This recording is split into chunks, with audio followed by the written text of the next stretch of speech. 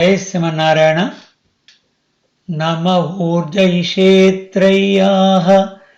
पतये यज्ञरेतसे तृप्तिदाय च जीवानां नमः सर्वरसात्मने।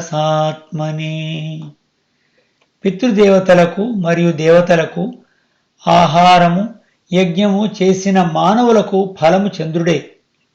ఆ చంద్రుని రూపంలో ఉన్నది కర్మకు మూలమైన ఋగ్యజు సామ వేదములకు ప్రభువగు శ్రీహరియే. సకల రసముల రూపంలో నుండి ప్రాణులకు దాహశాంతిని కలిగించే నీరు రూపంలోనున్న శ్రీహరికి నమస్కారము. బంధువులారా, శ్రీమద్ భాగవత తత్వదీపిక తృతీయ స్కందం 12వ పాడ్కాస్ట్లో స్వాగతం. ఇంతవరకు మనం తామర కాడలో నుంచి ఆ పద్మంలో నుండి ఉద్భవించినటువంటి బ్రహ్మ పరమాత్మ ప్రత్యక్షమైన వెంటనే తను స్తుతిస్తూ ఉన్నాడు. ఆ స్తుతిలో కొంత భాగాన్ని మనం అనుభవించాం.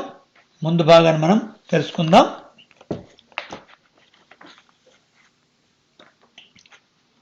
ఓ భగవన్, నీవే నీతో వేరుగా ఉండని లక్ష్మీదేవితో కూడా సర్వజ్ఞత్వం మొదలగు సహజము గుణములను విడవకని అవతరించి ఎన్నో లీలలను చేయుచుందురు.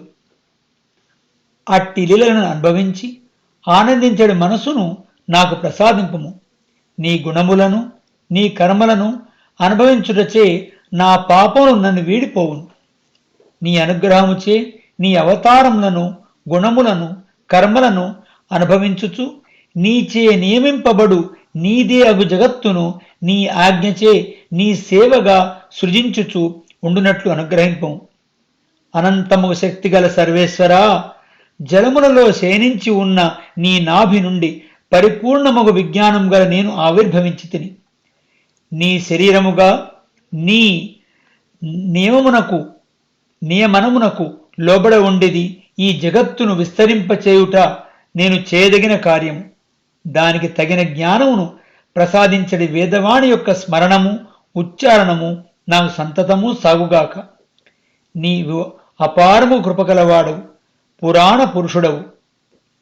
అత్యధికమగు ప్రేమతో మందహాసము చేయుచు నేత్ర పద్మములను వికసింపజేయుదు. మమ్ములను అనుగ్రహించుటకు ఆ నిద్ర నుండి మేల్కొని మధురమగు వాక్కులతో నన్ను అలరించుచుందువు. అట్టి నీ వాక్కు నా దుఃఖమును తొలగించుగాక. ఇట్లు చతుర్ముఖుడు తాను ఎవరి నుండి జన్మించినాడో ఆ భగవానుని తన కర్మ జ్ఞాన భక్తులచే దర్శించి తన మనసునకు మాటలకు అందినంత మేర స్తోత్రము చేసి శ్రమపడిన వాని వలె విరమించెను.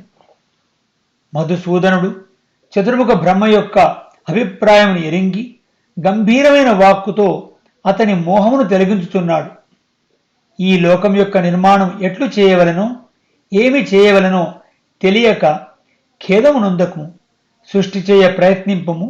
నీవు నన్ను ప్రార్థించినట్లుగా నీకు జ్ఞానము కలుగునట్లుగా నేను సంకల్పించితిని. నీవు నన్నే ధ్యానము చేయుచు నా ఆరాధనగా నీవు చేయు కర్మలను చేయుము. వానిచే నీ మనస్సులో ఇంతవరకు నీకు తెలియని లోకములు అన్నీ స్పష్టముగా కనపట్టును. అట్లు లోకములన్నింటినీ చూచిన తర్వాత నాయందే మనసు నిలిపి ధ్యానించుతున్న వాడవై నీయందు లోకమునందు అంతటా వ్యాపించి ఉన్న నన్ను దర్శింపగలవు. సకల పదార్థములలో అంతర్యామిగా నేను ఉన్నట్లును లోకములన్నీ నా చేతనే ధరింపబడుచున్నట్లును నీవు దర్శింపగలవు. అట్లు దర్శనము కలగగానే పైకి కనబడక కర్రలో అగ్ని ఉన్నట్లు అన్ని భూతములలో అణిగి ఉన్న నన్ను చూడగానే నీ దుఃఖము మోహము నిన్ను వీడిపోవును. అన్నిటిలో నన్ను చూడగలవు. పంచభూతములు ఇంద్రియములు వాసనలు అంతఃకరణము అనవి ఏమీ లేనివాడనై ధారకుడనై ఆత్మగలోన ఉండి నడిపించుచున్న వాడను నేను. నన్ను నీవు ధ్యానించి